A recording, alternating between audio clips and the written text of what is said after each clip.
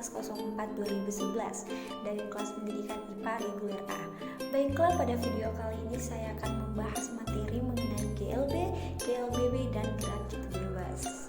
Nah, langsung saja mari kita ulas materinya. Sebelum kita membahas lebih lanjut apa itu GLB dan GLBB, apakah teman-teman tahu apa itu gerak? Jadi, benda dikatakan bergerak jika benda tersebut mengalami perubahan kedudukan. Nah, besaran yang sering dipakai dalam gerak misalnya jarak, yaitu panjang seluruh lintasan yang ditempuh benda. Kemudian ada perpindahan yang merupakan perubahan kedudukan awal dan akhir suatu benda. Nah, selain jarak dan perpindahan, besaran yang sering digunakan dalam gerak lurus yaitu kelajuan, kecepatan, dan percepatan.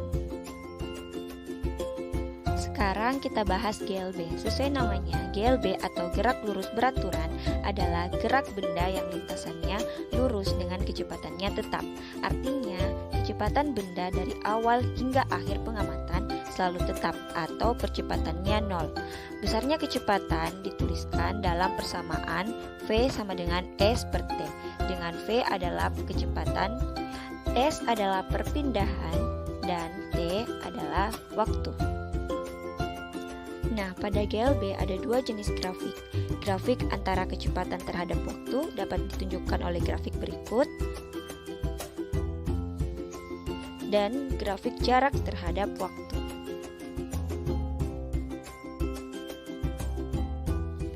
Fenomena gerak lurus beraturan yang dapat kita jumpai dalam kehidupan sehari-hari, misalnya kereta api yang melintas di jalur rel dan mobil yang melaju di jalan tol dengan kecepatan konstan. Oke, selanjutnya kita akan membahas gerak lurus berubah beraturan atau GLBB. Nah, GLBB adalah gerak lurus benda pada lintasan lurus dengan percepatan konstan, yang artinya gerak ini mengalami perubahan kecepatan secara teratur sehingga menimbulkan percepatan yang tetap. Nah, berikut ini persamaan gerak lurus berubah beraturan.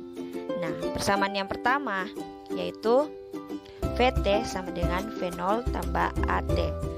Kemudian persamaan kedua yaitu S sama dengan V0T ditambah per 2 AT kuadrat. Selanjutnya yaitu VT kuadrat sama dengan V0 kuadrat ditambah 2 AS. Nah, di mana VT sama dengan kecepatan akhir, V0 sama dengan kecepatan awal, A sama dengan percepatan, T sama dengan waktu, dan S sama dengan perpindahan. Nah, GLBB dapat digambarkan dengan 3 buah grafik. Yang pertama yaitu grafik percepatan terhadap waktu, kedua grafik kecepatan terhadap waktu, dan terakhir yaitu grafik jarak terhadap waktu. Adapun contoh peristiwa GLBB dalam kehidupan sehari-hari adalah yang pertama yaitu pesawat yang sedang lepas landas dan berkendara di jalan menurun.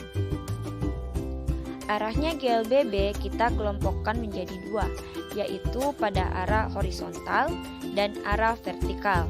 Pada arah horizontal, benda dapat mengalami percepatan, ditandai dengan kecepatan yang bertambah. Kemudian, benda juga dapat mengalami perlambatan, yaitu ditandai dengan kecepatan yang berkurang.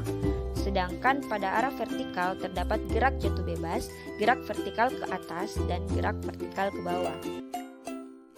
Baik, selanjutnya kita akan membahas mengenai materi gerak jatuh bebas. Jadi, gerak jatuh bebas adalah gerak benda yang jatuh tanpa kecepatan awal dan hanya dipengaruhi oleh gaya gravitasi. Berikut adalah rumus gerak jatuh bebas. Nah, supaya lebih paham, kita bahas contoh soal berikut. Nah, dari soal kita ketahui kecepatan atau V sama dengan 36 km per jam. Kemudian perhatikan terlebih dahulu satuannya. Satuan kecepatan dalam sistem internasional adalah meter per sekon. Jadi kita ubah dulu satuan kecepatan dalam meter. 36 km per jam sama dengan 10 meter per sekon dan T sama dengan 10 second. Yang ditanya yaitu jarak atau S. Nah, kita ingat lagi persamaan kecepatan yaitu V sama dengan S per T. Sehingga S per T kita masukkan angkanya menjadi S sama dengan 10 kali 10 second sama dengan 100 meter. Maka jarak yang ditempuh Budi adalah 100 meter. Jadi jawabannya adalah A.